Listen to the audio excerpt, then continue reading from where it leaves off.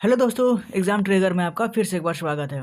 दोस्तों, आज हम लोग रिवीजन करने वाले हैं चैप्टर 14 जो कि है रामबाण बुक की, जिसमें 2015 से लेकर 2024 तक सारे के सारे प्रीवियस ईयर्स के क्वेश्चंस दिए गए हैं। ठीक है ना।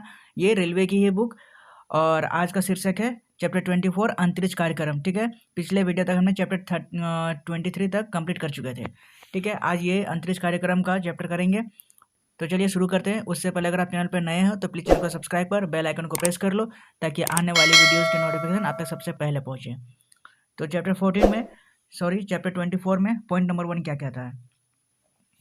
पॉइंट नंबर 1 कहता है अंतरिक्ष में जाने वाले पहले भारतीय कौन थे। याद रखेंगे दोस्तों, कौन थे? राकेश शर्मा सबसे पहले अंतरिक्ष में जाने वाले पहले भारतीय थे। देखिए कितनी बार पूछा गया है, जेई में, एनटीपीसी में, एनटीपीसी में, एनटीपीसी में, देखिए कितनी बार रिपीट किया गया है। ठीक है ना। याद रखेंगे। आगे अगले पॉइंट में कहता है राकेश शर्मा ने जिस अंतरिक्ष यान से अंतरिक्ष की यात्रा की थी उसका नाम क्या था। याद रखेंगे सोयूज T11 उसका नाम था। ये भी बार बार पूछा गया है, देखिए 3 बार एनटीपीसी में। ठीक है ना। याद रखेंगे। आगे बढ़ते हैं अगले पॉइंट में। चंद्रमा की सतह पर चलने वाला प्रथम मानव चलित वाहन था कौन सा था, जिसमें सबसे पहले मानव गया था? Lunar rover. ठीक है। याद रखेंगे, अंतरिक्ष से पूछे जाने वाले ये सब प्रश्न है। आगे बढ़ते हैं। आगे अगले पॉइंट पे। अगला पॉइंट कहता है हमारे चंद्रमा का चक्कर लगाने वाला पहला उपग्रह कौन सा था। याद रखेंगे लूना 10 था जो चंद्रमा का चक्कर लगाने वाला पहला उपग्रह बना। ठीक है। आगे पॉइंट कहता है सितंबर 2014 में इसरो ने किस प्रोजेक्ट में सफलता हासिल की। मंगल परिक्रमा सफलतापूर्वक मंगल परिक्रमा पथ में प्रवेश किया था। ठीक है। सितंबर 2014 में इसरो ने। ठीक है। याद रखेंगे। अगला पॉइंट है भारत का मंगलयान 68 करोड़ किलोमीटर की दूरी तय करने के पश्चात कब पहुंचा था? 24 सितंबर 2014 को मंगल की कक्षा में प्रवेश कर गया था। याद रखेंगे भारत का मंगलयान। ठीक है। अगला पॉइंट कहता है भारत के अंतरिक्ष कार्यक्रम के लिए क्रायोजेनिक इंजन के विकास में महत्वपूर्ण योगदान प्रदान करने के लिए किनको प्रसिद्ध रूप से रॉकेटमैन के नाम से भी जाना जाता है। याद रखेंगे के सिवान को रॉकेटमैन के नाम से जाना जाता है। ठीक है। आगे बढ़ेंगे अगले पॉइंट में। अगला पॉइंट कहता है वर्ष 2004 में नासा द्वारा मैसेंजर अंतरिक्ष यान बुध का अध्ययन करने के लिए भेजा गया था। ठीक है। 2004 में नासा द्वारा भेजा गया था मैसेंजर अंतरिक्ष यान। ठीक है। आगे बढ़ते हैं अगले पॉइंट में। कहता है एक्सप्लोरर 1 पहला उपग्रह था जिसने अमेरिका द्वारा 1958 में प्रक्षेपित किया गया था। ठीक है। आगे पॉइंट क्या था? ISS किसका संक्षिप्त रूप है। याद रखेंगे ISS का फुल फॉर्म पूछा गया है इंटरनेशनल स्पेस स्टेशन। ठीक है। RRB NTPC में पूछा गया है 2016 में।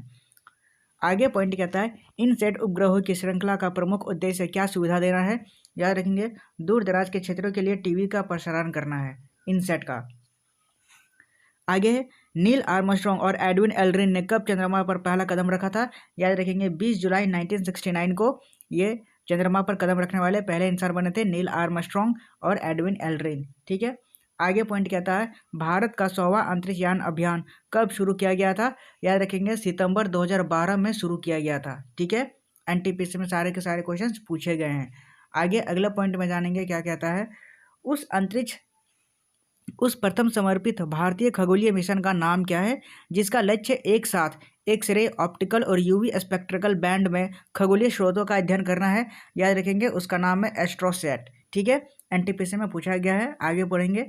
आगे पॉइंट में कहता है भारतीय अंतरिक्ष कार्यक्रम का जनक किसे कहा जाता है। याद रखेंगे विक्रम साराभाई को कहा जाता है अंतरिक्ष कार्यक्रम का जनक। ठीक है ना, बार बार पूछा गया है। आगे पॉइंट में कहता है भारतीय अंतरिक्ष अनुसंधान समिति का गठन कब किया गया था। याद रखेंगे 1962 में किया गया था अंतरिक्ष अनुसंधान समिति का गठन। ठीक है। आगे पॉइंट में कहता है किस वर्ष में भारत ने अपना पहला सैटेलाइट लॉन्च किया था। याद रखेंगे पहला सैटेलाइट लॉन्च किया था 1975 को। ठीक है ना। आगे अगले पॉइंट में जानेंगे क्या कहता है पृथ्वी के केंद्र में 36,000 किलोमीटर ऊपर भूमध्य रेखा के चारों ओर परिक्रमा करने वाला जो उपग्रह कहलाता है उसका नाम है तुल्यकाली कहलाता है। ठीक है। याद रखेंगे तुल्यकाली। आगे पॉइंट में है पृथ्वी की निचली कक्षा में प्रक्षेपित वह सबसे बड़ा आकार की अंतरिक्ष दूरबीन कौन है जो सबसे अधिक कुशल अंतरिक्ष दूरबीनों में से एक है। याद रखेंगे हबल जो है वो निचली कक्षा में प्रक्षेपित एक सबसे बड़ा आकार का अंतरिक्ष दूरबीन है। ओके, आगे बढ़ते हैं अगले पॉइंट में। भारतीय अंतरिक्ष अनुसंधान संगठन का मुख्यालय कहाँ पर स्थित है? याद रखेंगे वो बेंगलोर में स्थित है दोस्तों, ठीक है। एनटीपीसी में पूछा गया है, सारे के सारे इंपॉर्टेंट क्वेश्चन है ये सब, याद रखिएगा। आगे है 1998 में पोखरण द्वितीय परमाणु परीक्षण के दौरान भारत के प्रधानमंत्री कौन थे? दोस्तों उस समय प्रधानमंत्री थे अटल बिहारी वाजपेयी जी, ठीक है। पूछा गया है प्रीवियस ईयर्स में। आगे पॉइंट क्या आता है? इंडियन हाई स्कूल के छात्रों के एक टीम द्वारा निर्मित पहले छात्र उपग्रह का नाम क्या है, जिसे नासा द्वारा लॉन्च किया गया था? याद रखेंगे उसका नाम है कलामसैट, ठीक है ना, उसका नाम है कलामसैट। आगे अगले पॉइंट में जानेंगे। भारत का पहला चंद्र मिशन चंद्रयान-1 का स्पेसक्राफ्ट से संचार को टूट जाने के कारण समाप्त हो गया था, वो कब हुआ था?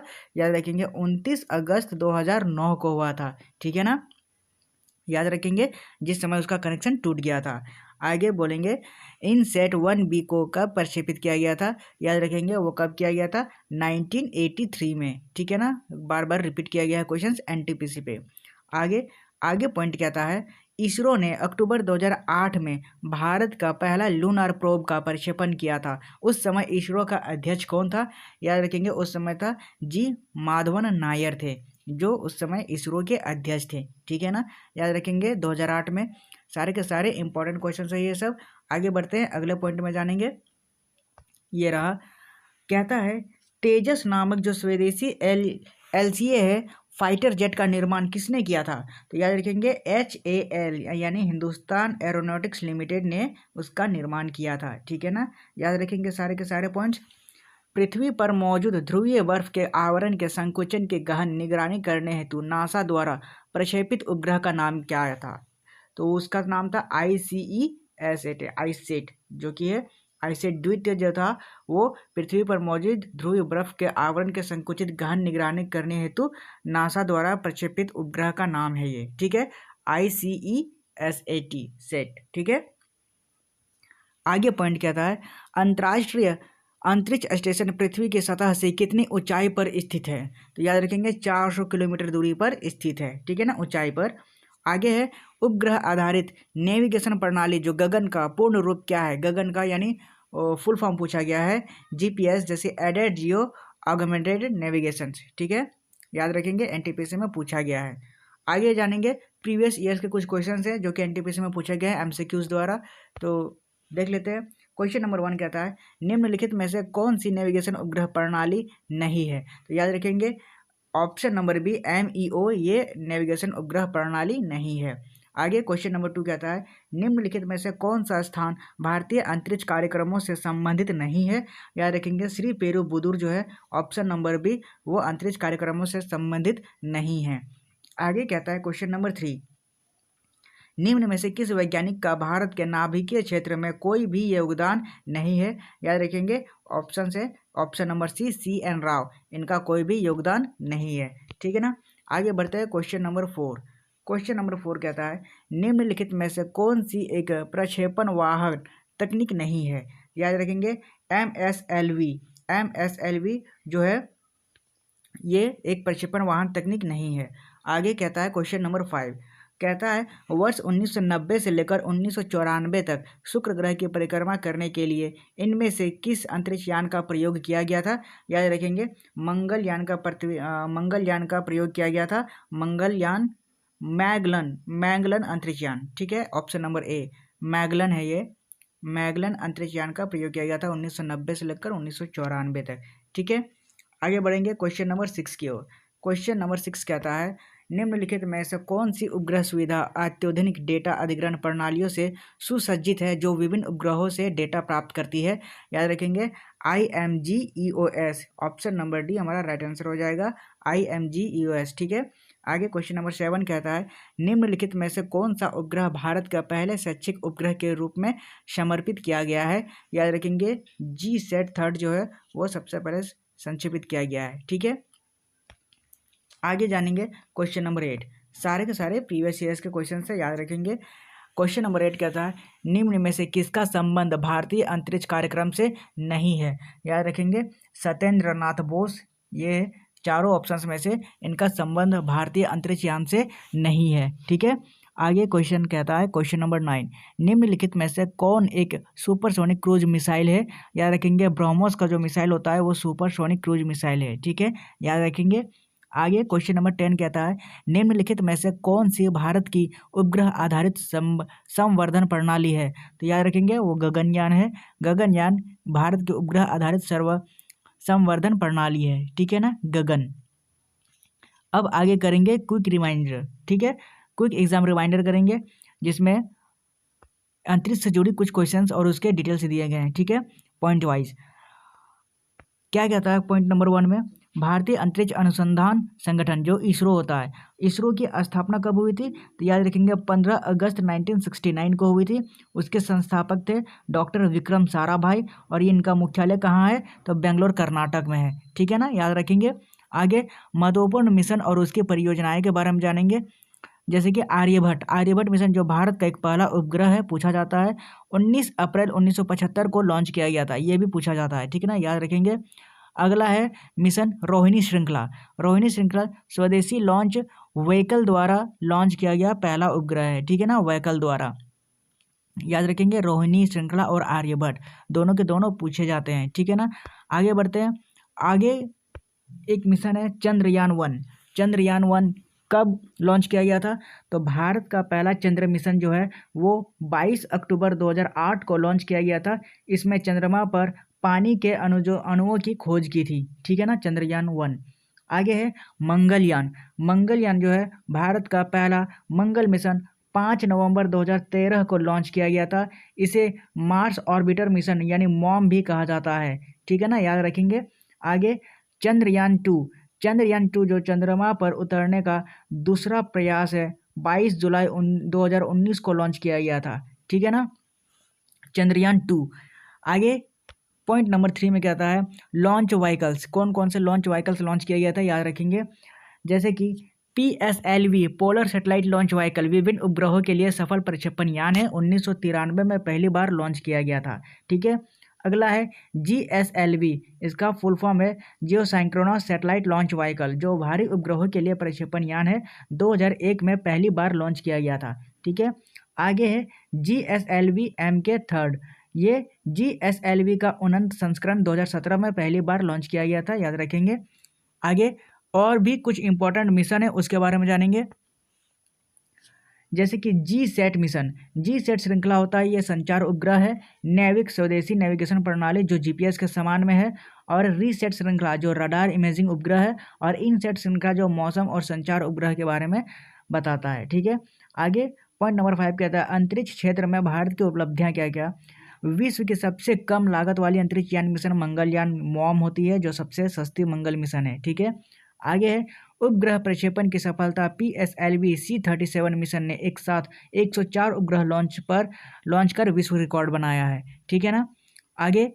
आगे पॉइंट कहता है भविष्य की योजनाएं, जैसे गगनयान मानव अंतरिक्ष उड़ान मिशन, जिसमें भारतीय अंतरिक्ष यात्री व्योमगामी को अंतरिक्ष में भेजा जाएगा।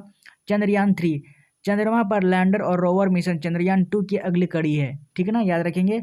आगे मंगलयान 2 मंगल ग्रह पर दूसरा मिशन होगा, ठीक है। आगे पॉइंट कहता है स्पेस रिलेटेड इंपॉर्टेंट पॉइंट्स को याद रखने जो कि एग्जाम्स में काफ़ी इंपॉर्टेंट रहेगा। तो क्या क्या पॉइंट्स है ये देख लीजिए। भारत का पहला उपग्रह कौन सा था, याद रखेंगे आर्यभट्ट। इसरो की स्थापना कब हुई थी, याद रखेंगे 1969 को। भारत का पहला चंद्र मिशन कौन सा था, याद रखेंगे चंद्रयान 1। उसके बाद मंगल ग्रह पर भेजा गया भारत का पहला मिशन कौन था, तो मंगलयान था, जो 2013 में भेजा गया था, ठीक है। आगे पॉइंट कहता है अंतरिक्ष में जाने वाले पहले भारतीय कौन थे, राकेश शर्मा, पहले ही डिस्कस कर चुके हैं हम लोग, ठीक है। आगे पॉइंट में कहता है पॉइंट नंबर 6 में कहता है भारत का पहला सोलर मिशन कौन सा था, याद रखेंगे आदित्य L1 था। उसके बाद दुनिया का सबसे सस्ता इंटरप्लेनेटरी मिशन कौन सा था, याद रखेंगे मंगलयान था। आगे कहता है चंद्रयान 2 मिशन के लिए किस रॉकेट का उपयोग किया गया था, याद रखेंगे GSLV Mark 3, ठीक है ना। आगे कहता है भारत का पहला संचार उपग्रह कौन सा था, याद रखेंगे इनसेट 1B। आगे कहता है इसरो ने एक साथ कितने उपग्रह लॉन्च कर विश्व रिकॉर्ड बनाया था, याद रखेंगे एक साथ 104। 104 उपग्रह लॉन्च कर विश्व रिकॉर्ड बनाया था। आगे कहता है भारत का पहला मानव अंतरिक्ष मिशन कौन सा होगा? याद रखेंगे गगनयान। आगे कहता है भारत के पहले चंद्रयान मिशन का मुख्य उद्देश्य क्या था? याद रखेंगे चंद्रमा पर पानी की खोज करना था। आगे कहता है पहली भारतीय महिला अंतरिक्ष यात्री कौन थी? याद रखेंगे कल्पना चावला, जिनको 2003 में एक्सीडेंट में मौत हो गई थी। ठीक है। आगे भारत का सबसे शक्तिशाली संचार उपग्रह कौन सा है? याद रखेंगे GSAT-11 है। ठीक है ना। आगे आगे पॉइंट कहता है क्वेश्चन नंबर 15 में भारत का पहला DSLV जो डुअल सैटेलाइट लॉन्च व्हीकल है, ये मिशन कौन सा था? याद रखेंगे PSLV C-37 था। ठीक है ना, डुअल सैटेलाइट लॉन्च व्हीकल। आगे 16 कहता है भारत का पहला भू स्थिर प्रक्षेपण यान कौन सा था? याद रखेंगे GSLV D1 था। ठीक है ना, सारे के सारे पॉइंट्स याद रखेंगे अंतरिक्ष से रिलेटेड। आगे कहता है भारत का पहला सौर उपग्रह कौन सा था? याद रखेंगे आदित्य L1 था। आगे कहता है इसरो ने पहला विदेशी उपग्रह कब लॉन्च किया गया था? याद रखेंगे 1999 में दक्षिण कोरिया का उपग्रह। आगे कहता है 19 नंबर में मंगलयान का अन्य नाम क्या है? मंगल ऑर्बिटर मिशन होता है, जिसको मॉम कहते हैं। ठीक है। आगे कहता है चंद्रयान 2 मिशन की लॉन्च तिथि क्या थी? याद रखेंगे 22 जुलाई 2019 को थी। ठीक है ना। आगे कहता है भारत का पहला पुनः परियोजन लॉन्च पहला वाहन मिशन कौन सा था? याद रखेंगे RLV-TD जो reusable launch vehicle technology demonstrator था। ठीक है। आगे कहता है क्वेश्चन नंबर 22 में 22 कहता है पहली भारतीय महिला जिसने इसरो के चंद्र मिशन का नेतृत्व किया था? याद रखेंगे वो थे मुथैया वनिता चंद्रयान 2 में। ठीक है। आगे कहता है भारत का पहला उपग्रह प्रक्षेपण केंद्र कहाँ पर स्थित है? याद रखेंगे आंध्र प्रदेश श्रीहरिकोटा में स्थित है पहला उपग्रह प्रक्षेपण केंद्र। ठीक है ना। आगे कहता है 24 नंबर भारत द्वारा पहली बार किस वर्ष में PSLV का सफल प्रक्षेपण किया गया था? याद रखेंगे 1994 में। ठीक है ना। आगे कहता है इसरो का मुख्यालय कहाँ पर स्थित है? दोस्तों वो स्थित है बेंगलोर कर्नाटक में। आगे कहता है भारत का पहला अंतरिक्ष वेधशाला उपग्रह कौन सा है? याद रखेंगे एस्ट्रोसैट है। ठीक है ना। आगे कहता है 27 नंबर इसरो द्वारा लॉन्च किया गया पहला उपग्रह सफलतापूर्वक कब प्रक्षेपित हुआ था? याद रखेंगे 19 अप्रैल 1975 को, जो आर्यभट्ट था। ठीक है ना। और आज का आखिरी क्वेश्चन से भारत का पहला माइनर प्लेनेट खोजने का श्रेय किसको जाता है? याद रखेंगे राजीव गोयल को जाता है। ठीक ना। आगे कहता है 29 नंबर में 29 क्वेश्चन कहता है GSLV मार्क 3 का प्रक्षेपण पहली बार कब किया गया था? याद रखेंगे 2014 को किया गया था। ठीक है ना। आगे 31 नंबर कहता है भारत का पहला स्वदेशी क्रायोजेनिक इंजन किस मिशन में उपयोग किया गया था? याद रखेंगे GSLV D5 किया गया था। आगे पॉइंट में कहता है भारत का पहला मौसम उपग्रह कौन सा था? तो मौसम उपग्रह था कल्पना 1। ठीक है ना। आगे कहता है भारत का सबसे भारी रॉकेट कौन सा है? याद रखेंगे GSLV मार्क 3, ये सबसे भारी रॉकेट है। आगे कहता है भारत ने पहले सैन्य उपग्रह GSAT-7 को कब लॉन्च किया गया था? याद रखेंगे 2013 को लॉन्च किया गया था। ठीक है ना। आगे है चंद्रयान 2 मिशन का लैंडर का नाम क्या था? याद रखेंगे लैंडर का नाम था विक्रम नाम था। ठीक है। आगे कहता है 36 नंबर पहली भारतीय महिला जो अंतरिक्ष में 2 बार गई थी? याद रखेंगे सुनीता विलियम्स 2 बार गई हैं। आगे कहता है 37 नंबर इसरो ने अपना पहला उपग्रह कब लॉन्च किया गया था? याद रखेंगे 1975 को लॉन्च किया गया था, जो कि आर्यभट्ट था। याद रखिएगा। आगे कहता है 38 नंबर भारत का पहला नौवाहन उपग्रह कौन सा था? याद रखेंगे IRNSS-1A Indian regional navigation satellite system. ठीक है। आगे पॉइंट कहता है चंद्रमा पर सॉफ्ट लैंडिंग करने वाला पहला भारतीय मिशन कौन सा है? याद रखेंगे चंद्रयान 3 है। आगे कहता है भारत का पहला माइक्रोग्रेविटी प्रयोग उपग्रह कौन सा है? याद रखेंगे SROSS जो कि C है। आगे पॉइंट कहता है आर्यभट्ट का प्रक्षेपण स्थल जो बैकानूर है कॉस्मोड्रोम अब कजाकिस्तान में है, आर्यभट्ट का प्रक्षेपण स्थल है। ठीक है। याद रखेंगे। आगे कहता है भारतीय अंतरिक्ष कार्यक्रम के जनक कौन है? याद रखेंगे विक्रम साराभाई, इन्हीं को माना जाता है।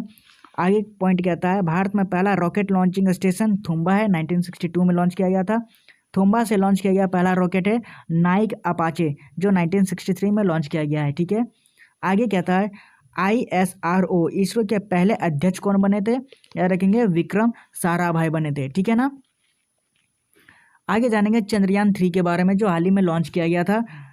मिशन का उद्देश्य क्या था? चंद्र के दक्षिणी ध्रुव पर एक रोवर को सॉफ्ट लैंड करना, चंद्र सतह पर वैज्ञानिक प्रयोग करना था और चंद्र रेजोलिथ संरचना और वायुमंडल का अध्ययन करना था। ठीक है, इसमें अंतरिक्ष यान है, प्रनोदन मॉड्यूल था, लैंडर मॉड्यूल विक्रम में गया था और रोवर मॉड्यूल प्रज्ञान गया था जिसका नाम था। ठीक है, आगे लॉन्च कैसे किया गया था उसका विवरण दिया गया है। लॉन्च तिथि 14 जुलाई 2023 को लॉन्च किया गया था। लॉन्च वाहन था GSLV MK3 और लॉन्च स्थल था सतीश धवन अंतरिक्ष केंद्र से लॉन्च किया गया था। ठीक है, वैज्ञानिक पायलट जानेंगे। 14 पायलट जिनमें शामिल है रडार और लेजर साधन है, सिस्मोमीटर है, थर्मल और विकिरण सेंसर है और लैंगम्यूर प्रोब है। आगे है अपेक्षित परिणाम। परिणाम इसके क्या थे? चंद्र के दक्षिण ध्रुव पर पहली बार सॉफ्ट लैंडिंग हुआ, चंद्र सतह पर उप सतह का सीन T2 विश्लेषण हुआ, उसके बाद चंद्र के भूवैज्ञानिक इतिहास और संरचना के बारे में जानकारी प्राप्त करना था और चंद्र प्रौद्योगिकी और अन्वेषण में प्रगति करना था। ठीक है, आगे जानेंगे आदित्य L1 का मिशन। आदित्य L1 जो है वह भारत का पहला सौर मिशन है जिसे भारतीय अंतरिक्ष अनुसंधान संगठन इसरो ने 2 सितंबर 2023 को लॉन्च किया गया था। आदित्य L1 के बारे में कुछ महत्वपूर्ण पॉइंट है, जैसे कि इसका उद्देश्य था सूर्य के कोरोना और इसके सौर मंडल पर प्रभाव का अध्ययन करना था, उसके बाद सौर्य वायु और इसके पृथ्वी के चुंबकीय क्षेत्र पर प्रभाव को समझना था और सूर्य के बाहरी वायुमंडल और इसके गतिविधियों का अन्वेषण करना भी था। अंतरिक्ष यान इसके आदित्य L1 के कोरोनोग्राफी आधारित वेधशाला है। इसका वजन लगभग 1500 किलोग्राम है और इसमें 7 वैज्ञानिक साधन लगे हुए थे। ठीक है, आगे लॉन्च कब किया गया था याद रखेंगे, 2 सितंबर 2023 को। वाहन था PSLV XL और लॉन्च किया गया था कहाँ से? सतीश धवन अंतरिक्ष केंद्र से। ठीक है ना, आज के जीके के सेशन यहीं समाप्त करते हैं, आज का चैप्टर। मिलते हैं अगले चैप्टर में, तब तक के लिए बाय, थैंक यू, जय हिंद।